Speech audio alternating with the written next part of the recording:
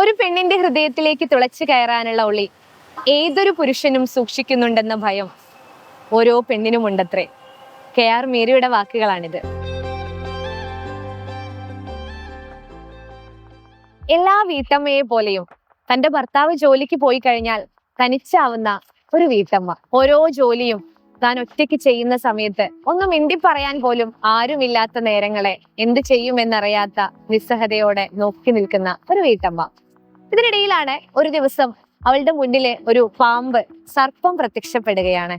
ആദ്യം പെട്ടെന്ന് എല്ലാവരെയും പോലെ ഭയക്കുന്ന വീട്ടമ്മ പിന്നീട് ഈ സർപ്പം തന്നെ ഉപദ്രവിക്കുന്നില്ല എന്നുള്ള ഒരു തിരിച്ചറിവ്, സർപ്പവും താനും തമ്മിലുള്ള ആ ഒരു അടുപ്പം വർദ്ധിക്കുന്നു. അടുക്കളയിൽ ജോലി ചെയ്യുന്ന സമയത്ത്, അടിച്ചു വാരുന്ന സമയത്ത്, തുണികൾ അലക്കാനിടുന്ന സമയത്ത് എല്ലാം ഈ പാമ്പ് അവിടെ ഒരു സാന്നിധ്യമായി മാറുന്നു.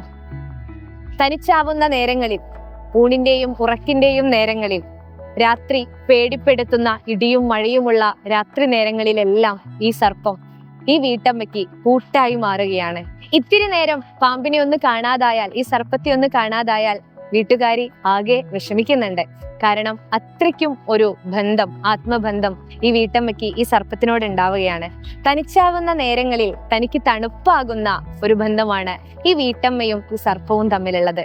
ഭർത്താവ് നേരം വൈകി വരുന്ന നേരങ്ങളിൽ, ഒന്ന് മിണ്ടാൻ പോലും പറ്റാത്ത നേരങ്ങളിൽ, കരഞ്ഞ് കണ്ണീരിറ്റി വീഴുന്ന നേരങ്ങളിൽ കണ്ണീരൊപ്പാനായിട്ട് ഈ സർപ്പം കൂടെ എത്തുന്നുണ്ട്, സാന്ത്വനമാകുന്നുണ്ട്.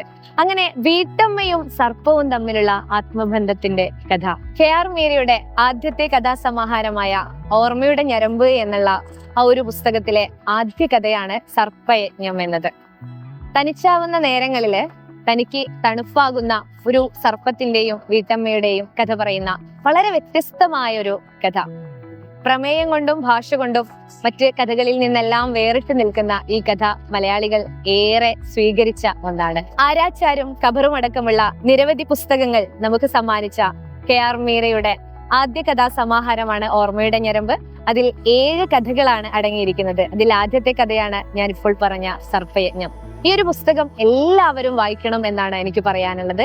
KR മീര എന്ന എഴുത്തുകാരിയോടുള്ള ഭ്രാന്തമായ ഒരു ഇഷ്ടത്തിൽ നിങ്ങൾ ഈ കഥയിലേക്ക് കടക്കുന്ന സമയത്ത് വളരെ വ്യത്യസ്തമായ ഒരു അനുഭവം തീർച്ചയായും നിങ്ങൾക്ക് ലഭിക്കുമെന്ന് ഉറപ്പാണ്. ഈ വായനയ്ക്ക് ശേഷം മറ്റൊരു മനോഹരമായ പുസ്തകവുമായിട്ട് വീണ്ടും കാണാം. അതുവരേക്കും ബൈ.